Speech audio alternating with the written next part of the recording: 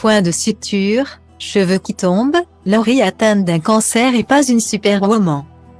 Le combat continue pour Laurie Delhostal qui affronte un cancer du sein depuis le mois d'octobre dernier. Comme elle l'a annoncé, quelques semaines plus tard sur son compte Instagram. Il y a un mois tout juste on m'a dit, vous avez un cancer. Écrivait-elle, avant de parler un peu de son quotidien. J'ai découvert le IRM. Pescan, le pack. Plein de médicaments pour ne pas vomir. Le bonnet de water-polo glacé pendant la chimio. Depuis, la journaliste de 43 ans alimente presque quotidiennement son parcours face à la maladie. Mère d'une petite fille prénommée Anne-Rose, 7 ans, qu'elle a eue avec l'ancien rugbyman Pierre Abadan. La journaliste, qui officie notamment sur France Info, a déjà franchi plusieurs étapes dans son processus médical.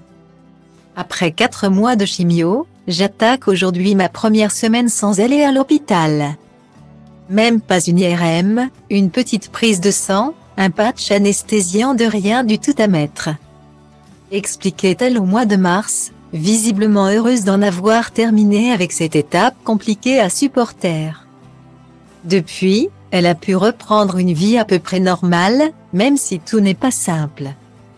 Comme elle vient de l'indiquer ce 3 avril sur Instagram. Suivie par plus de 20 000 abonnés, Laurie Delhostal vient de publier un message où elle évoque la période contrastée qu'elle vit. Je n'ai pas l'air sur la photo, mais suis un peu gênée, parce qu'en n'arrêtant jamais de travailler notamment. J'ai parfois l'impression malgré moi de glorifier une histoire de superwoman qui n'existe pas.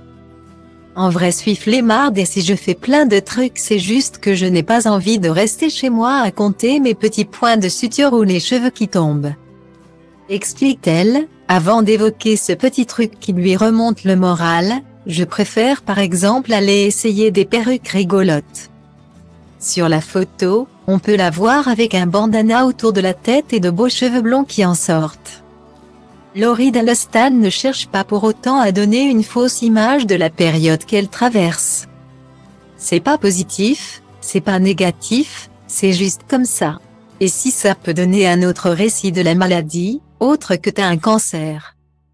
Soit tu meurs, soit ta vie est fichue et bien tant mieux, conclut-elle son beau message.